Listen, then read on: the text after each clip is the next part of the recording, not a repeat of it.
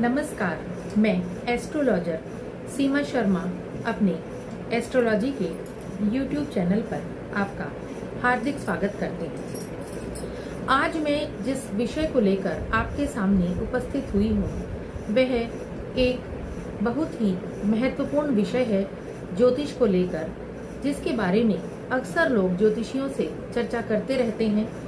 वह है हमारे रत्नों के बारे में, यानी कि हमें ज्योतिष के हिसाब से कौन से रत्न पहनने चाहिए। यह सवाल अक्सर आपके मन में भी जरूर उठता होगा और मेरे सामने भी इस तरह के सवाल अक्सर आते रहते हैं। लोग मुझसे पूछते रहते हैं कि मैम हमें कौन सा रत्न पहनना चाहिए। और होता क्या है कि जब लोग अपनी कुंडली दिखाते हैं या अपनी जन्मपत्री के बारे में कुछ भी मुझसे पूछते हैं तो अक्सर, या किसी से भी पूछते हैं तो अक्सर पहला सवाल उनका यही होता है कि मैम हम कौन सा रत्न ऐसा पहने जिससे हमारी कुंडली मजबूत हो जाए, जिससे हमारे ग्रह मजबूत हो जाए। तो ये सभी जानते हैं कि अक्सर हम अपने ग्रहों को मजबूत करने के लिए, अपनी कुंडली को मजबूत करने के लिए बहुत से रत्न पहनते हैं। लेकिन क्या सभी रत्न सभी लोगों के लिए अच्छे होते हैं? क्या किसी भी रत्न को कोई भी व्यक्ति पहन सकता है या किसी भी तरह का जेवर कोई भी व्यक्ति पहन सकता है? इस चीज का ध्यान रखना बहुत अधिक जरूरी है। क्या होता है कि अक्सर लोग कुछ भी रत्न अपनी कुंडली को देखकर या किसी ज्योतिषी से पूछकर पहन लेते हैं, लेकिन कुछ ज्योतिषी ऐसे होते हैं जो मैंने देखा है, अक्सर YouTube पर भी देखा है और वैसे भी लोग मुझे आकर बताते हैं कि अक्सर कुछ भी रत्न बता देते हैं और कोई भी रत्न ऐसे ही पहन लेना किसी भी व्यक्ति के लिए कभी भी उचित नहीं होता। तो हमें सभी तरह के रत्न नहीं पहनने चाहिए। तो कौन से रत्न हमें पहनने चाहिए और कौन से रत्न हमें नहीं पहनने चाहिए, आज मैं उसी चीज की जानकारी आपको देने वाली हूँ। तो आज की यह वीडियो बहुत अधिक जरूरी है, आप ध्यान से देखिएगा और हमारे उससे पहले YouTube चैनल को सब्सक्राइब जरूर करें, लाइक और बेल आइकन को जरूर क्लिक करें। तो आइए बात करते हैं रत्नों के बारे में।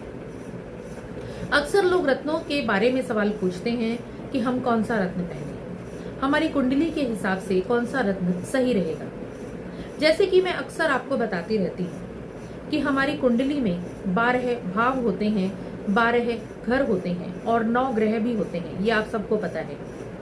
तो क्या होता है कि जब भी इन 9 ग्रहों की स्थिति हमारे इन 12 भावों में बनती है, सबकी कुंडली में किसी न किसी प्रकार से ये 9 ग्रह 12 घरों में बैठे होते हैं। ऐसा तो नहीं है कि किसी के में 8 होंगे, किसी के में 10 होंगे।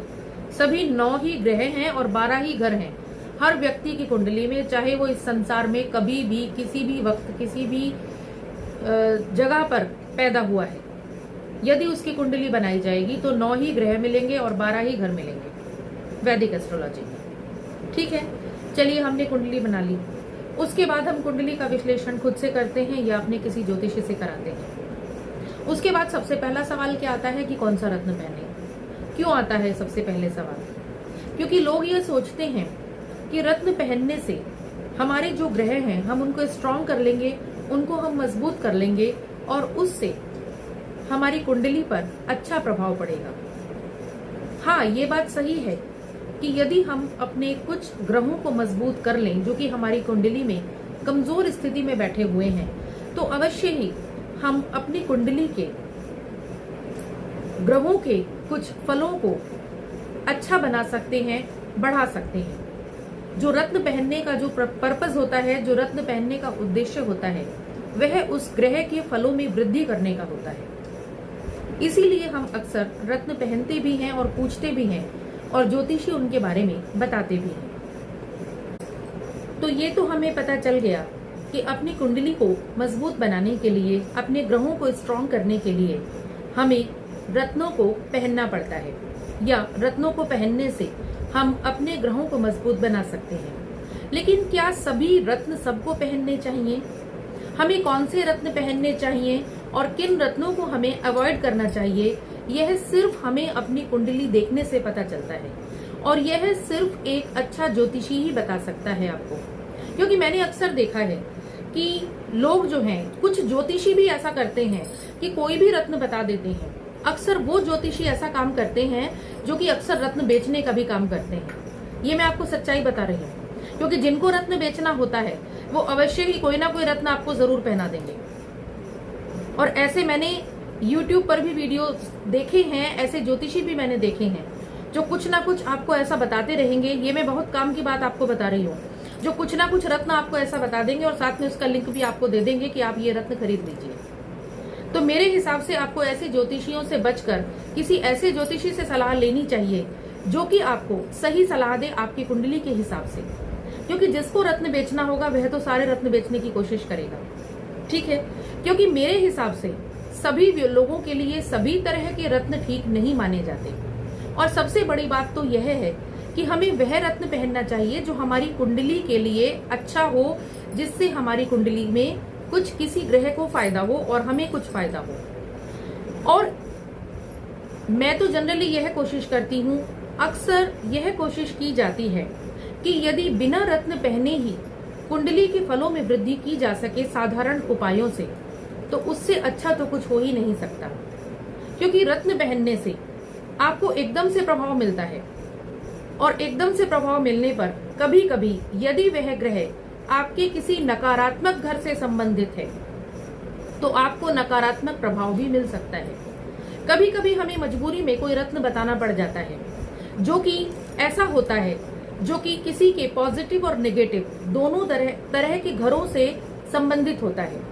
आप ये जानते हैं कि हमारी कुंडली में पॉजिटिव और नेगेटिव दोनों तरह के घर होते हैं, दोनों तरह के भाव होते हैं। विशेष रूप से 6th, 8th और 12th हाउस, षष्ठम, अष्टम और द्वादश भाव को हमारी कुंडली में नेगेटिव हाउस माना जाता है। तो यदि किसी भी प्रकार से कोई भी ग्रह हमारे षष्ठम, अष्टम और द्वादश भाव से संबंधित होता है तो हमें उस ग्रह से संबंधित रत्न पहनने से बचना चाहिए। लेकिन फिर भी यदि हमें कोई रत्न पहनना है तो हमें ज्योतिषी की उपयुक्त सलाह के बाद और उपयुक्त तरीके से पहनना चाहिए। और यदि रत्न पहनने पर हमें ऐसा महसूस होता है कि हमें कोई स्वास्थ्य से संबंधित परेशानी महसूस हो रही है या कुछ निगेटिव इफेक्ट हमें उस रत्न का मिल रहा है, तो अवश्य ही हमें उस रत्न को पहनना छोड़ देना चाहिए। जैसे मैंने देखा है कि वृश्चिक लग्न के कुछ व्यक्ति जिनका मान लीजिए मंगल कमजोर है और उनको अपने लग्नेश को मजबूत करने के लिए, मंगल को मजबूत करने के लिए मूंगा पहनना पड़ा। मूंगा वैसे जनरली कहा जाता है कि किसी को ज्यादा नुकसान नहीं करता, लेकिन फिर भी चूंकि वो वृश्चिक लग्न के हैं इसलिए मंगल उनके षष्ठेश भी हो जाते हैं, उनके षष्ठम भाव के भी स्वामी हो जाते हैं। और अक्सर मैंने देखा है कि यदि ऐसे व्यक्ति मूंगा पहनते हैं तो उनके रोगों में, उनकी बीमारियों में वृद्धि होने लग जाती है। इसीलिए हमें ऐसे रत्न को नहीं पहनना चाहिए जो हमारे किसी भी प्रकार से षष्ठम, अष्टम या द्वादश भाव से संबंधित है। मान लीजिए आपका मकर लग्न है, ठीक है, और शनि आपके लग्नेश हैं और लग्नेश आपके अच्छी स्थिति में नहीं है और आपने सोचा कि आप नीलम पहन लेते हैं शनि को स्ट्रॉन्ग करने के लिए। बहुत अच्छी बात है। मान लीजिए मकर लग्न है तो शनि आपके प्रथम और द्वितीय दोनों घरों से संबंधित हुए, जो कि आपके धन की भी वृद्धि करेंगे और आपके स्वयं की भी वृद्धि करेंगे। लेकिन यदि उनकी स्थिति कुंडली में ऐसी बनी हुई है कि वो द्वादश भाव में बैठे हुए हैं या अष्टम भाव में बैठे हुए हैं या षष्ठम भाव में बैठे हुए हैं और आपने नीलम पहन लिया, तो अवश्य ही वह आपके रोगों में वृद्धि करेंगे या शत्रु में वृद्धि करेंगे। और यदि द्वादश भाव में बैठे हुए तो अवश्य ही आपके व्यय में भी वृद्धि करेंगे। इसीलिए रत्न पहनने से पहले हमें बहुत अधिक सोच समझकर ध्यान रखने की आवश्यकता है।